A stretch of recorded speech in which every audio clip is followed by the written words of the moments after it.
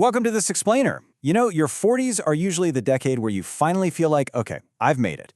The raise came through, you've got a real title, and honestly, your paycheck is probably bigger than your 20-year-old self could have ever imagined. But as we're going to explore today, that quiet sense of finally being safe, it's actually the most dangerous thing about this entire stretch of your life. So, how does the decade that hands you the biggest paychecks end up quietly wrecking the most retirements? Well, we are going to look closely at the math and the behavior that traps people and exactly how you can break free. To really understand why this happens, you have to understand the illusion of arrival. Think of this trap like a room that's warming up just 1 degree at a time. I mean, nobody jumps out of a room that's only 1 degree too warm, right? By the time it's genuinely dangerous, you've completely adjusted to every tiny step that got you there. In your 40s, money just stops feeling scarce. You can fix things without getting that terrible knot in your stomach. Your brain tells you the hard part is over, but you end up earning like someone who is winning while saving like someone who still has all the time in the world. And honestly, you simply don't. So here's our roadmap for this explainer. 1. The illusion of safety. 2. The 4 invisible forces. 3. Unpredictable shocks and comparison taxes. 4. 5 moves to escape. And finally, 5. A tale of 2 futures. Section 1. The illusion of safety. All right, so the core mechanism doing the real damage here is what's called the lifestyle ratchet. And if you think about a ratchet, it only turns in one direction. When your income rises, your spending automatically climbs right up to match it, and it almost never comes back down. So you get a $15,000 raise. Awesome, right? After taxes, maybe $11,000 actually lands in your account. But then the ratchet turns. You get a slightly bigger place, maybe some upgraded subscriptions, a new release on the car. Suddenly, that $11,000 completely vanishes into expenses that feel incredibly reasonable in the moment. Fast forward 12 months, you're earning more, but your savings rate is exactly the same as it was, which, for way too many of us, is close to zero. Let's look at a real-world example to put this into perspective. Take Antonio. He's 44, making a solid $140,000 a year.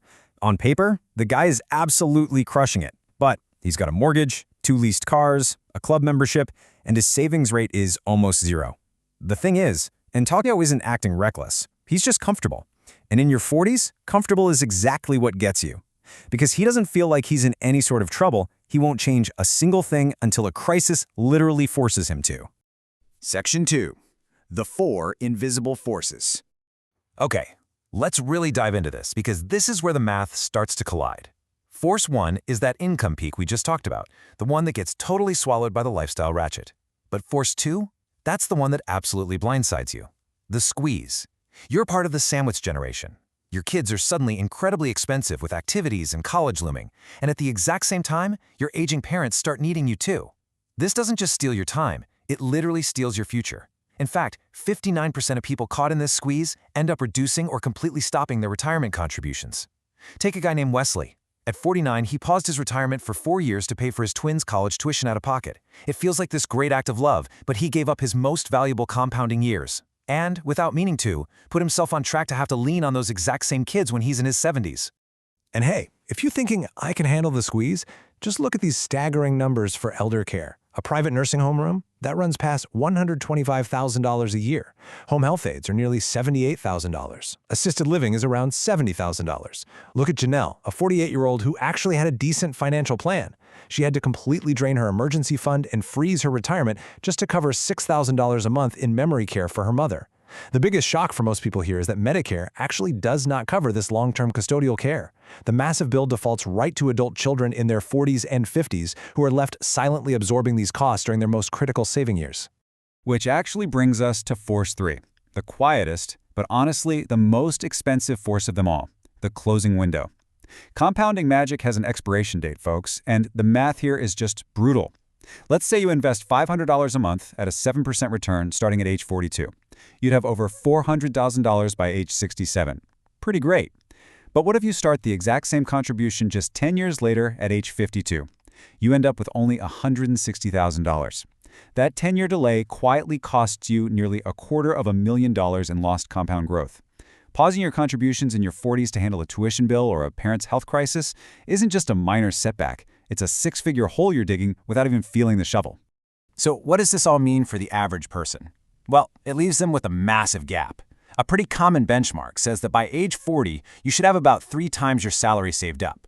So for a $75,000 income, that's $225,000.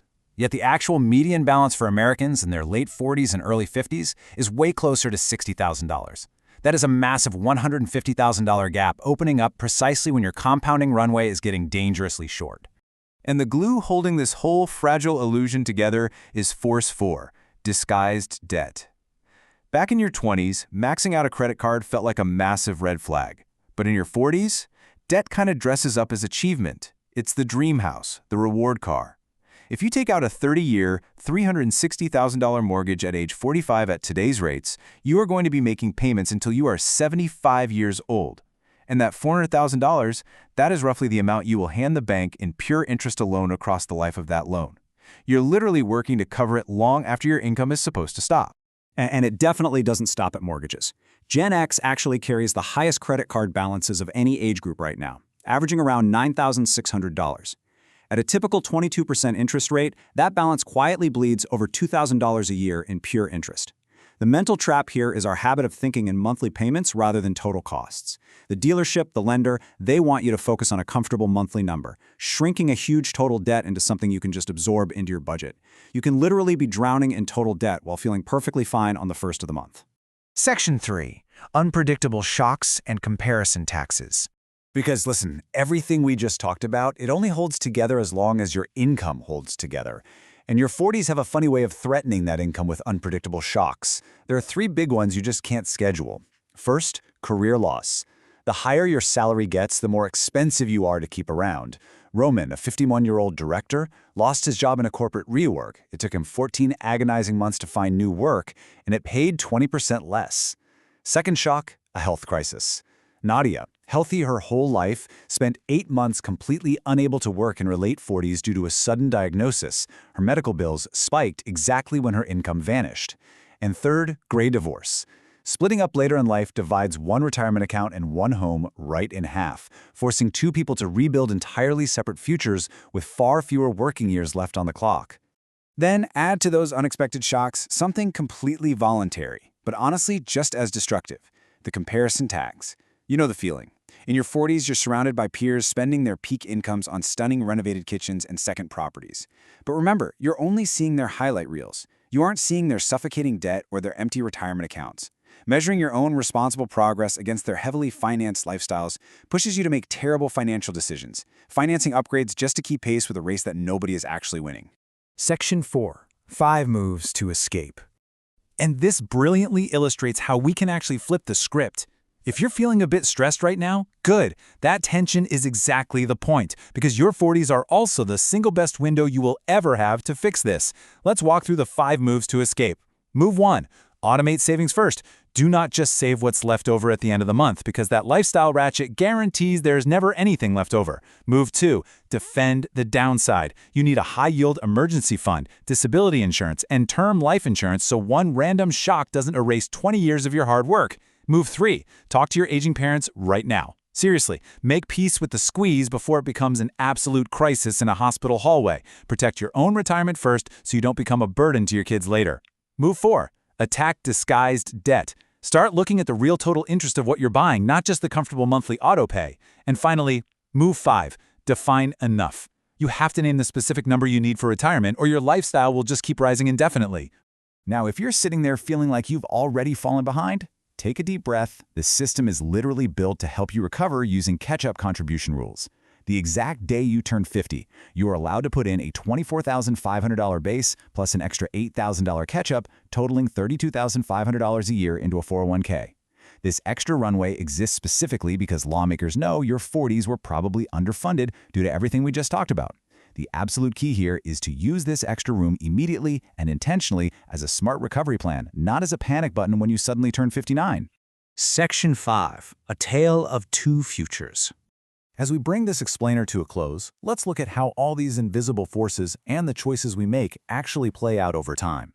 Consider 2 people, Lydia and Curtis. Both hit age 40 with the exact same salary and very similar jobs, but their paths completely diverge. Curtis treated his 40s like a big victory lap. He let the lifestyle ratchet run completely free, financed new cars, and repeatedly delayed saving for later. Lydia, on the other hand, treated her 40s like the dangerous decade it truly is. She automated her savings immediately, actively held her lifestyle flat even when raises came in, and flat out refused to pause her retirement for anything. Fast forward to their late 50s. Curtis is trapped by a huge mortgage he can barely support and lifestyle debt he just can't escape. Lydia? She has options. She has that quiet, incredible freedom born from 15 years of uninterrupted compound growth. Ultimately, surviving and thriving in this decade doesn't just come down to how big your paycheck is. It really comes down to financial literacy, deeply understanding how debt works, realizing how compounding works, and refusing to let comfort just lull you to sleep. So I want to leave you with this question to reflect on for your own life. Are you building on something genuinely solid, or are you just riding the momentum of a good income, hoping it will somehow carry you all the way home? Start shoring up your foundation today and make your 40s the decade that sets you up forever. Thanks so much for joining me for this explainer.